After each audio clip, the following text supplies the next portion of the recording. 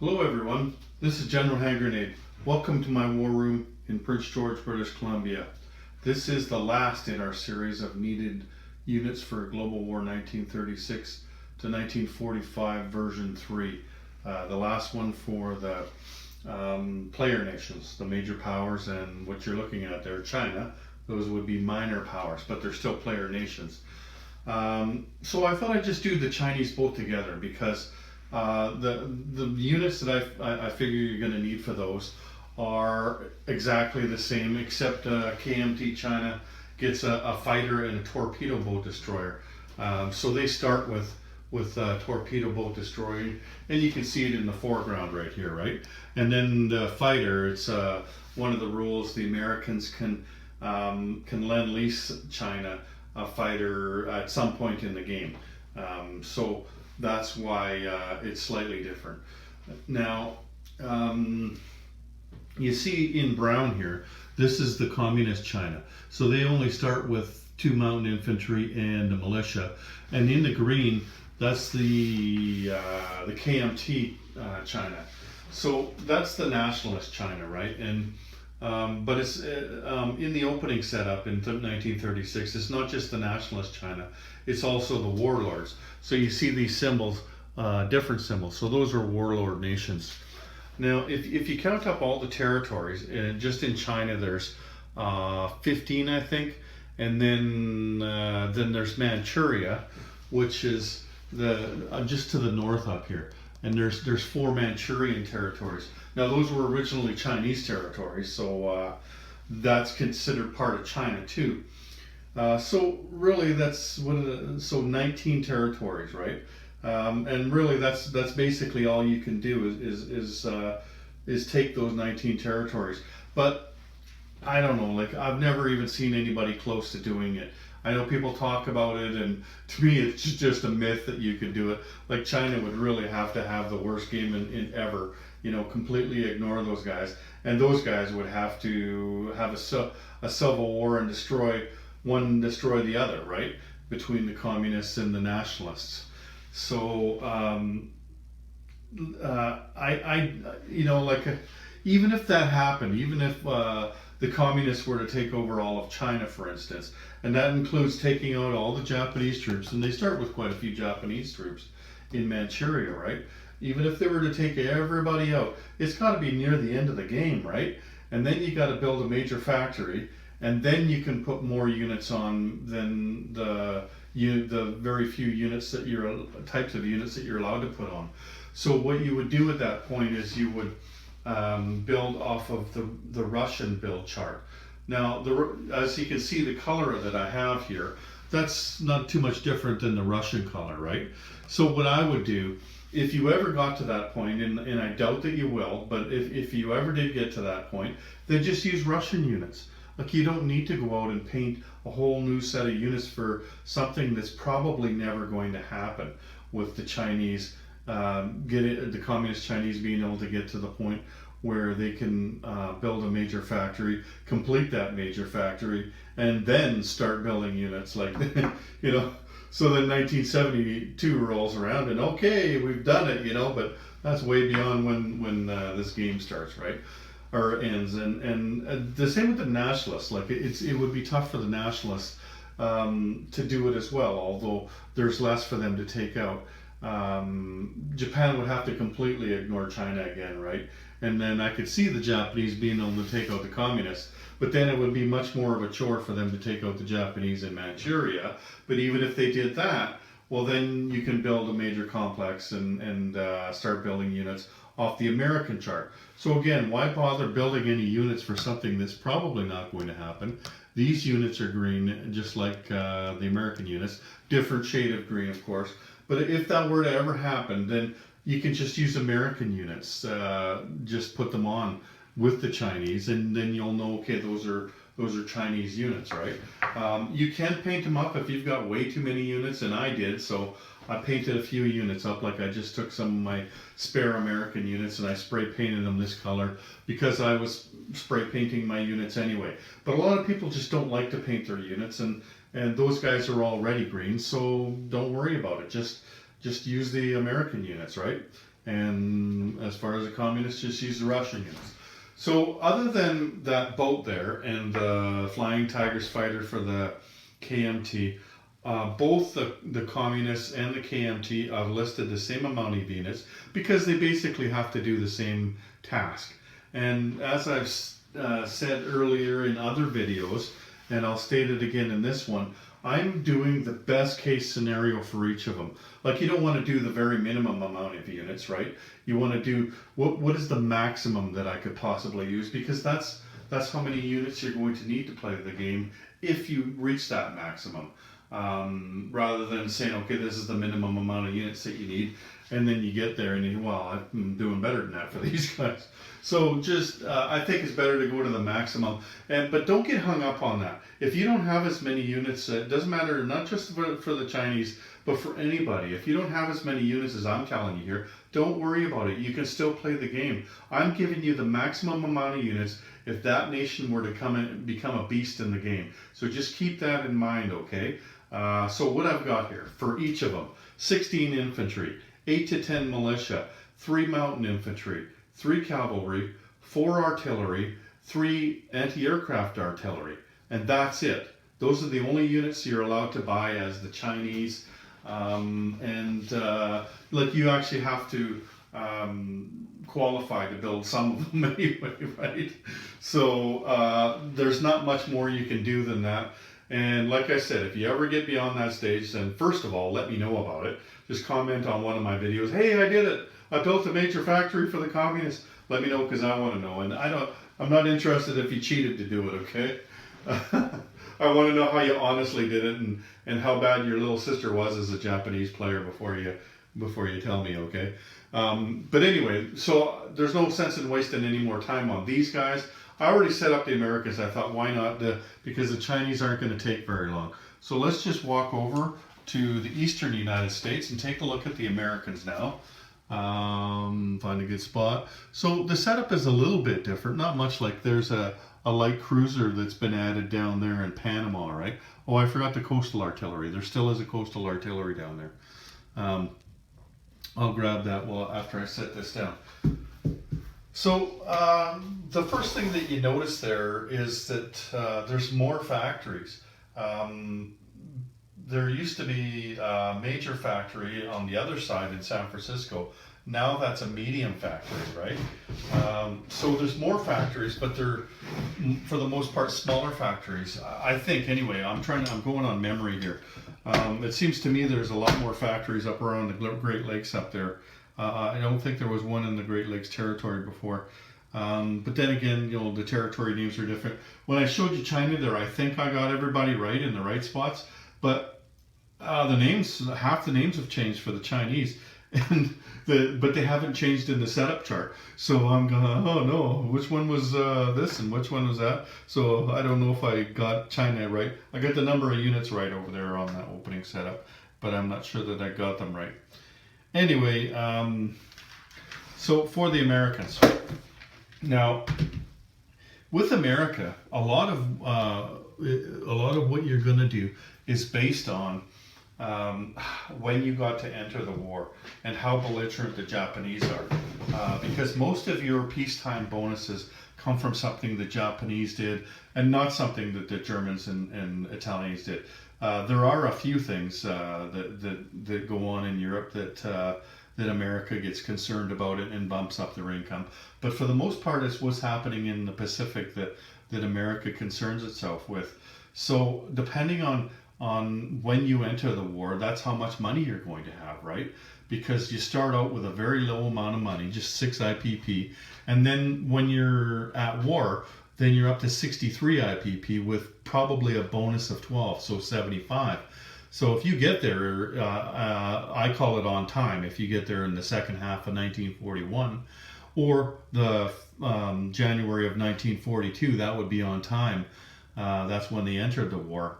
Then you're going to have lots of money to spend, and you'll be buying lots more units, right?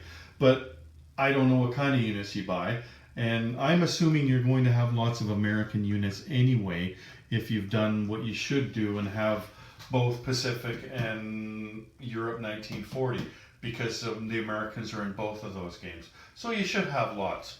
Anyway, let's just start off with what I think you should get. 20 infantry, 10 militia, 5 mountain infantry, 5 airborne infantry. And so with these numbers, like I find it kind of unlikely that you'll use that many, right?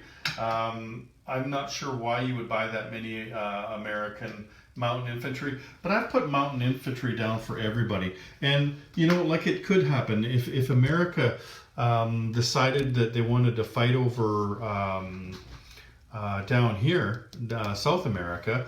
Like say if you were playing the diplomacy expansion, and by the time they entered the war, much of South America was already carved up, so they're going to go down there and they're going to try to get those units out of there. Well, there's quite a few mountains in the south down there, so that's one reason why you might be building mountain infantry.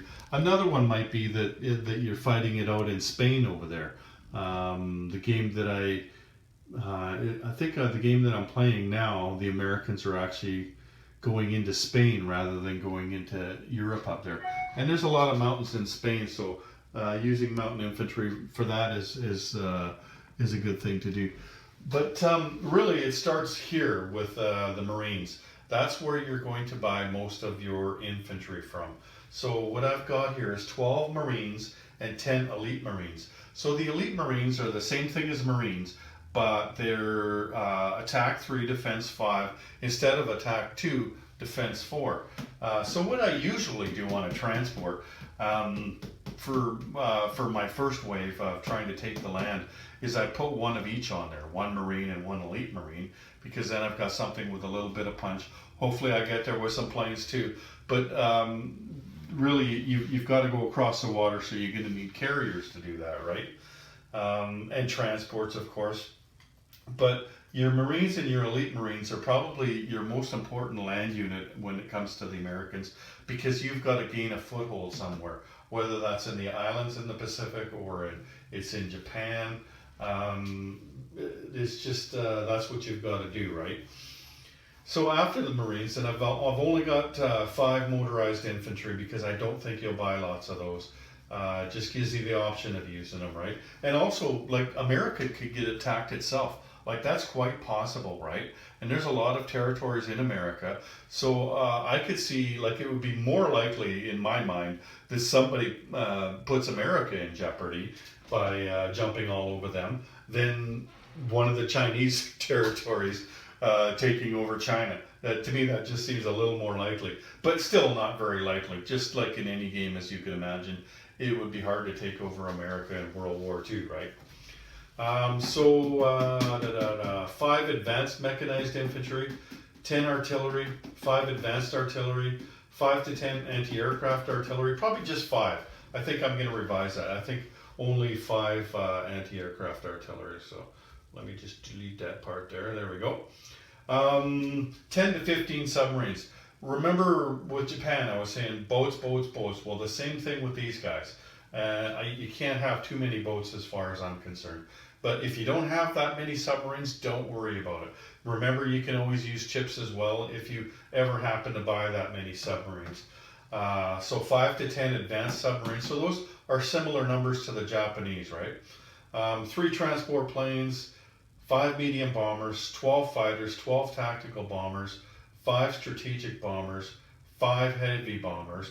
Heavy bombers is pretty good for the Americans because that's one of the things that you need in order to get one of your victory points. You need strategic rockets and long-range aircraft, heavy bombers, and I'm going to say jet aircraft. I can't really remember. There's one extra one, another one there that you have to get. But anyway, heavy bombers works really well because you can take that, you can fly a few fighters over to England over here, and heavy bombers, and then just bomb the heck out of the Germans in Europe over there. So heavy bombers, or carpet bomb them, like it works really well. I've done that before. So that's a good one to have for the Americans. So 5 jet fighters, 12 heavy cruisers, 5 to 10 light cruisers, 5 battle cruisers, 14 destroyers, I didn't put as many of those as I did for the Japanese because the Americans can't transport on destroyers like the Japanese can. Where are we? Two torpedo boat destroyers. They only use one, I think, in the setup, and I think it's the 1939 setup. There's 4 coastal submarines on the board in the 36 setup, but there's only one torpedo boat destroyer in the other one. So why I've done that is because of this down here. The Americans, even if you're not playing with the diplomacy expansion, somebody tries to take one of these, just take the land, then you're going to get the boats as the Americans. And there's 1, 2, 3, just 3, I guess, 3 torpedo boat destroyers down here. Plus, America can try to roll for the land, like try diplomacy themselves. They would be the only one in the out-of-box rules that could do that. And that's the same in the version 2 game, right? So even though they have no coastal defense ships, I've put 2 of those as well in, just because then you can replace these with an American one or not. But at the same time, just remember, like, you don't have to put that many units in the game. Like, you don't have to acquire that many units. What you can do, okay, this is Brazil, right? America comes down and takes it. Okay, now these are both American. So we do this with the Vichy. We put French boats on top of the Vichy chip because even though I use the 2 shades, it still gets confusing sometimes which boats are Vichy and which boats are French. So this is perfectly acceptable to put units on boats on top of these things. So then you don't have to paint more of them. Like, you don't have to buy more of these and more of these just for the Americans who don't get them. You know what I mean? That would be extra units you'd have to buy. Well, this is less units that you'd have to buy if you just go ahead and throw chips underneath them. And there's no problem with that at all. You're going to have just as much fun playing the game as you do if you had those painted up as the Americans, right? So don't get hung up on that. And that goes for every country. You know, if Germany or if Great Britain gets one of those torpedo boat destroyers, no problem. Just put their chip under it if you want, right?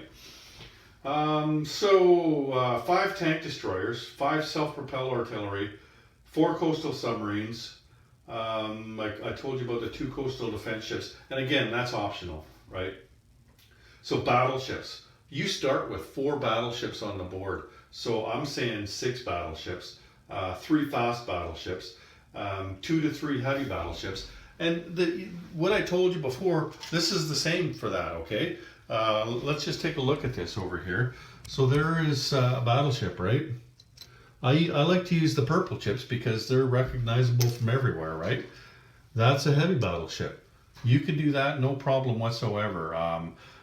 Doug is coming out with a set of units, and that'll include heavy battleships in that set.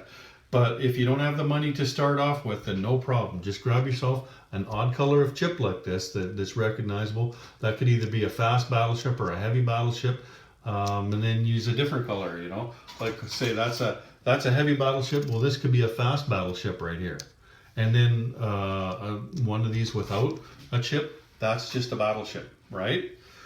So don't worry if you don't have all the units that I'm talking about when I give you this list of units here. That's not a problem. You can still play this game. And remember, I'm giving you probably the maximum number of units that you're ever going to need to play this game. So then I got 8 fleet carriers. I think you're going to have lots of carriers already. You're going to own a lot of carriers from the other games that you play. So you probably have more than that. And carriers are big time in this game for the Americans because it's pretty tough just to fly. Here, let's look at this for a while now. It's pretty tough just to fly fighters across the water, right? Fighters and tactical bombers. Like, it's a lot further across the water here than it is in Global 40, for instance. So you do need those carriers, right? 5 escort carriers, 2 heavy carriers. They're the only one that's got one thing on the heavy carriers over there already. So the Americans have the inside track to getting the heavy carriers. So if somebody's going to get them, they're going to get them, right? So that's why I've got 2 of them on there. But again, you don't need to go out and buy yourself heavy carriers if you can't afford it right now. just throw a chip underneath a regular carrier, and that's a heavy carrier. 2 seaplanes like everybody else, 12 transports, 10 attack transports, 5 major factories, 5 medium factories, and 5 minor factories. That's just because you've got so many factories already, right? Like you look over here, definitely I could see building a major factory here on San Francisco. So you'd have to just pay 5 IPP to upgrade this one, right? I could see upgrading this one to a medium over here. But remember that you can also use factories, like say you use the Chicago factory, and you use that for this shipyard down here, because there's an unbroken railroad that goes all the way to Chicago, right? So you can use the Chicago production to put 5 boats on here, and then use the production for this factory to put ground units on there. So that's something that you can think about as well, right?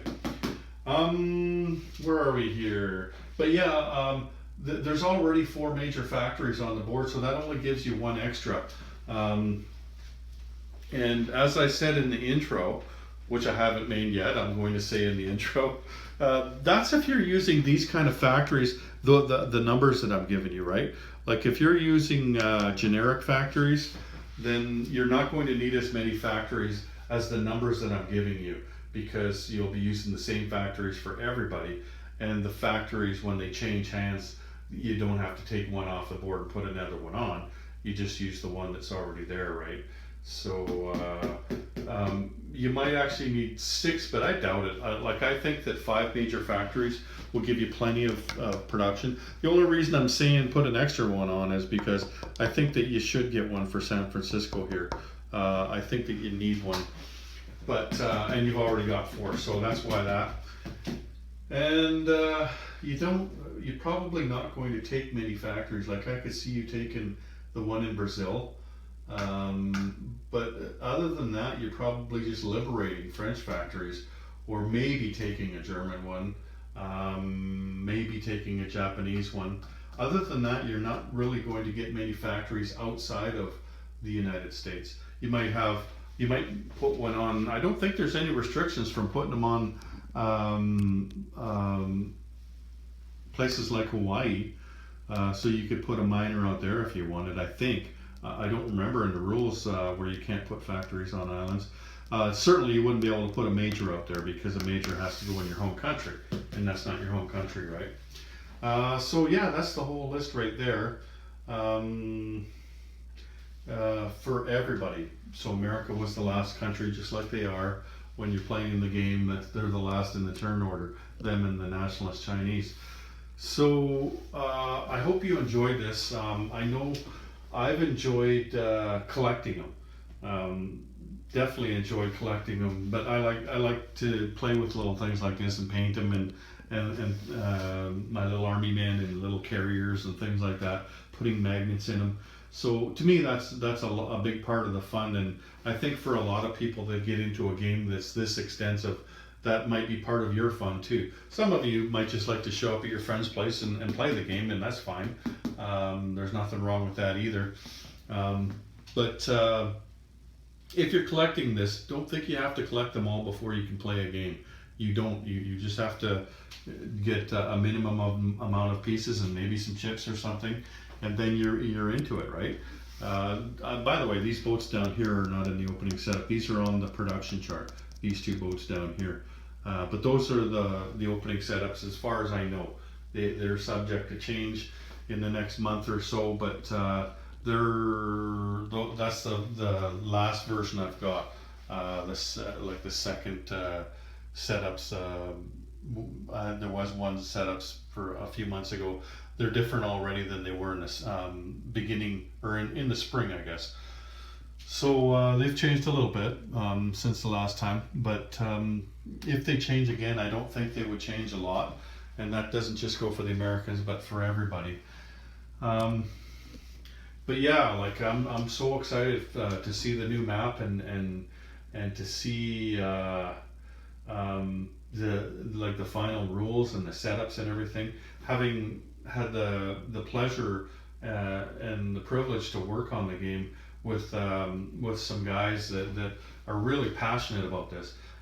Doug at Historical Board Gaming, and Will, who is the driving force and the rules guy behind all of these global war games, and you know the people that they brought on board. A couple guys from Europe, Delisha and Morton, and Bob down in Texas, and me up here, and Misha, he's in North Dakota.